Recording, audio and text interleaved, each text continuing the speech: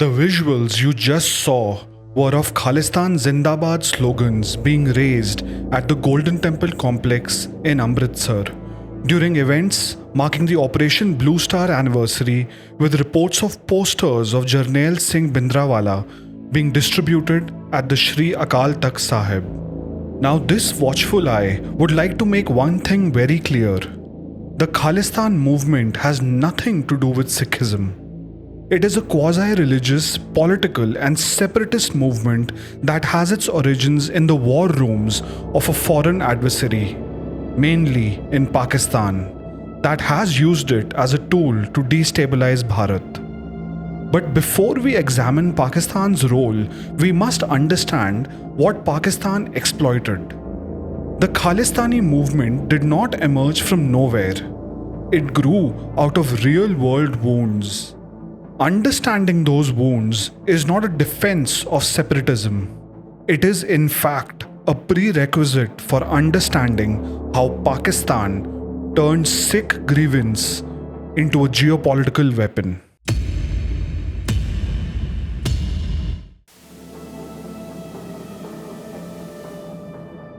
Sikhs had already lived through one partition. In 1947, their ancestral homes in Lahore, Nankana Sahib, Rawalpindi went to Pakistan. Hundreds of thousands were displaced. That trauma never fully healed. Then, in 1966, the Indian government split Punjab into three states: Punjab, Haryana, and Himachal Pradesh. Chandigarh, the capital built for Punjab, was placed under central control as a union territory. It was promised exclusively to Punjab. As of 2026, in the minds of many Punjabis, that promise remains broken.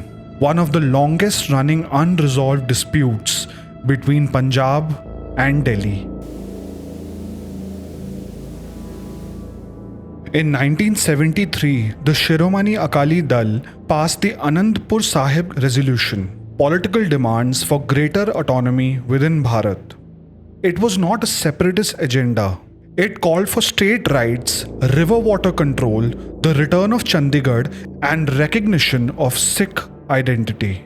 Delhi ignored the resolution. The non-engagement created the political vacuum Bhindranwale would later fill, and that Pakistan's ISI would exploit.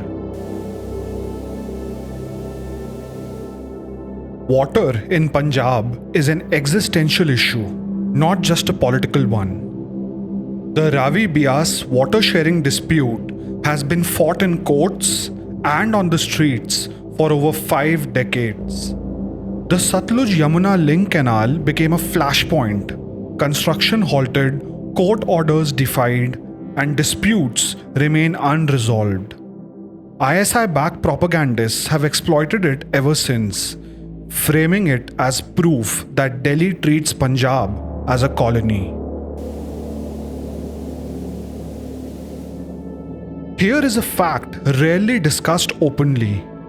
Bhindranwale was in his early rise backed by the Congress party.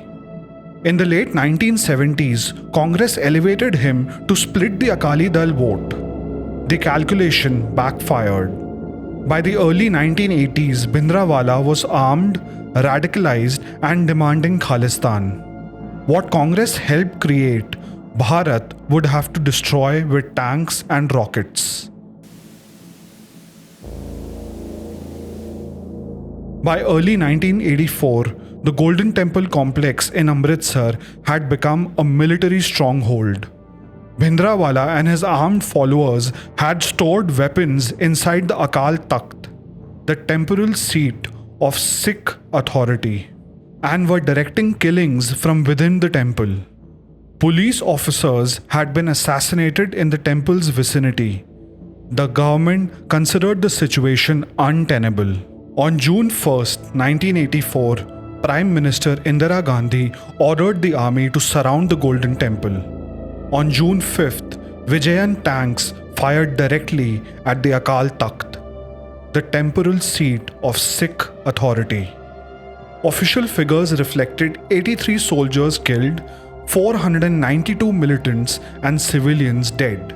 The Akal Takht was reduced to rubble.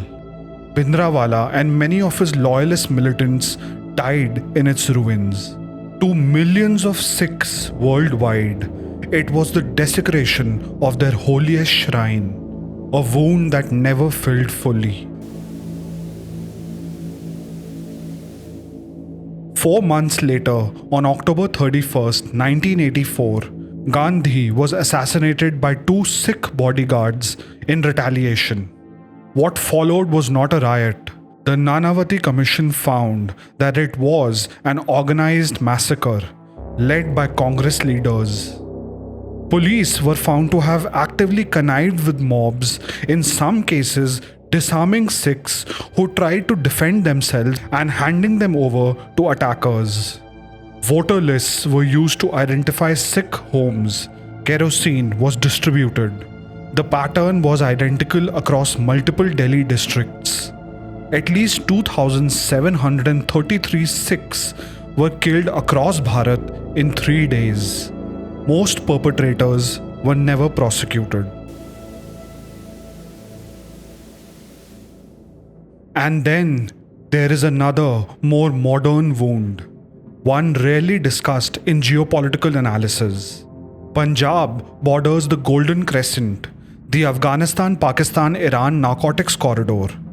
A 2015 AIM study found that over 230,000 people in Punjab were opioid dependent.